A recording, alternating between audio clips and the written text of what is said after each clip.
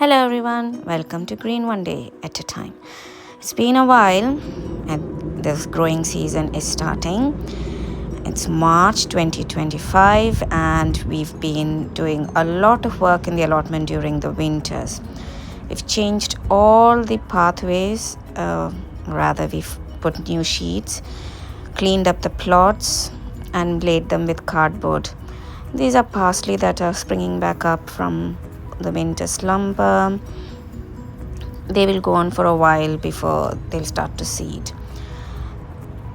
And these are the Romanesco cauliflowers. They're not big. I'm not really sure why they're not big, but they can be harvested. I'm happy to see that at least some of them are forming the heads. Covered up so that the pigeons don't eat them, and the same here. I've put nets or grills on top so that the pigeons don't. These are purple sprouting broccoli. Later on I'll show you what the pigeons can do if you don't cover them up. So these are also not that big plants. I used to get really big plants with lots of harvest. This time around the plants aren't that big. Brussels sprouts, these are the right ones. They are not. They have gone a bit further. That's the right one.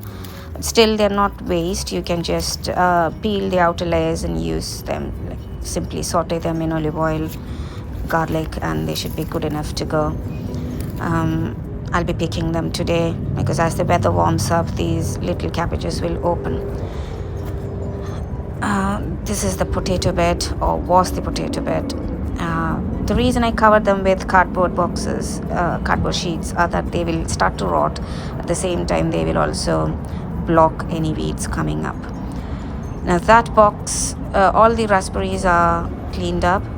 That I'm going to start with some tires for mini tomatoes. And this white box will have parsnip this year. Last year I did potatoes in them. The same for all that mess will be burned and cleared up. Into the greenhouse. Greenhouse is all cleared up, and we already have some bucket potatoes in them.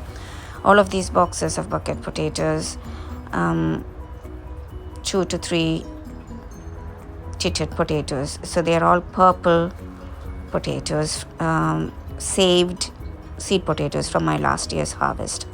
So they all look like this. Now I need to find space for this to go in, a small enough bucket. And that's peas. Last year I did 3 sowings of peas and all of them were eaten. The only one that successfully came up was the ones that I did indoor sowing. So this year I'm going to start with indoor sowing. Now again back to the potato bed. This is Swiss chard plant coming up. It will go to seed by May, so I'll harvest. Now here's an example of what pigeons can do if your brassicas are not covered up.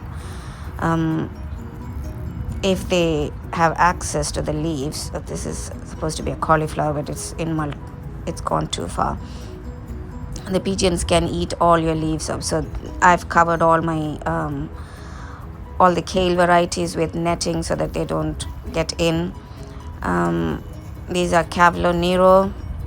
So you strip the leaves and use it, wilt them in olive oil, garlic, or use them raw in salads. This scraggly looking one is kaleette. Each of the little bundle is like a little kale plant, and they're very tasty. They're very good for you. The purple colored ones are really good. You just snip each little floret out and you can use them. That's an emerald kale, white one, and next to it is curly purple kale. Now all the strawberry planters are cleaned. I need to feed them. They haven't started flowering, but they need to feed them and probably replace some of the old ones. This is a broccoli that is left over from last year's harvest. Very small broccoli, but I'll harvest it today. And the bed was covered in cardboard boxes like these. And there's not much here. All the honeyberry, goji berry plants are all growing up. This is a black currant. The setting, the buds are setting, but I still have got to prune them, so I'll still prune them over the next couple of days. To the second plot, the Swiss chard bed has been cleaned and left so that it can grow more. Now this is the best Romanesco cauliflower plant. I have it. The plant is big and it's got 4 cauliflowers in them. I think they're turning purple because of the frost in the evenings. And there is one, there were cabbages here. We harvested them during the winters. Those were, I think, broccoli or something. They went to seed. They all will be cleaned out.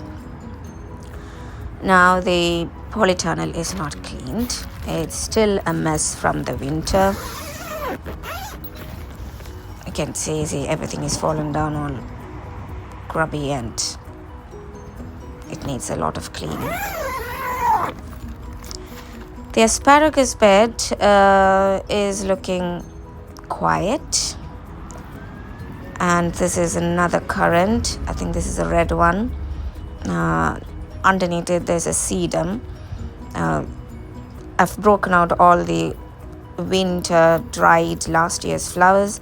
They're easy to break off. You just have to twist and it will come off. And they're very easy to propagate as well. So if you just tease a bunch like this out, and if you plant them, they will very happily take on the new home.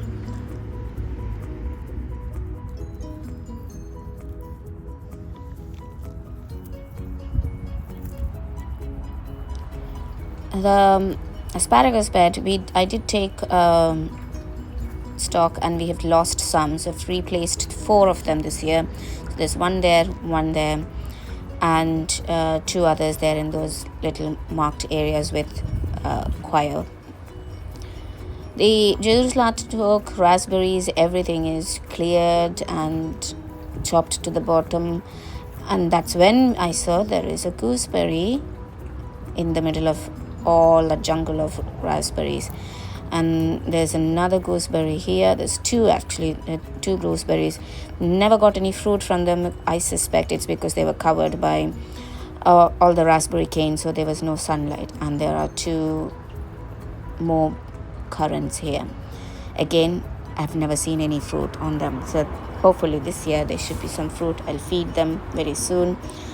The plum and apple trees in these plots have started to show some life.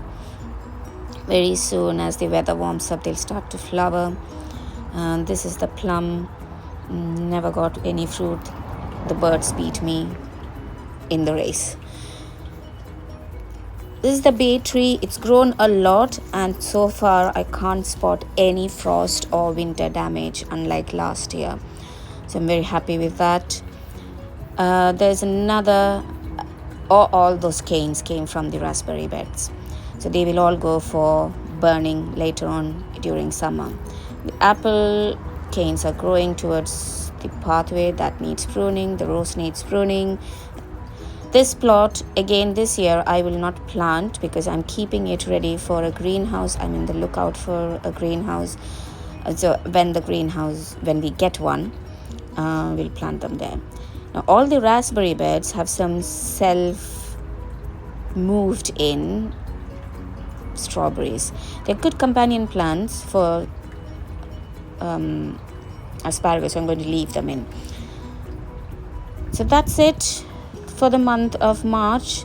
There's loads to do. You can start planting, sowing loads of seeds, and cleaning, keeping the weeds down are the main jobs for this month.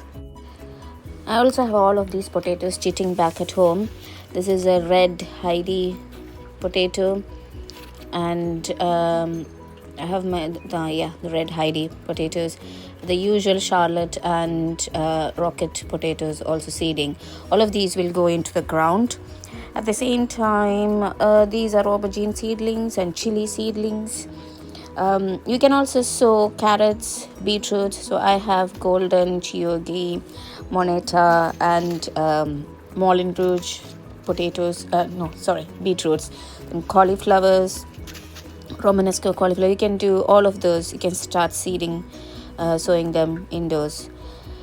I hope you enjoyed the March tour. There's plenty more to come. Stay tuned, stay safe, and see you soon.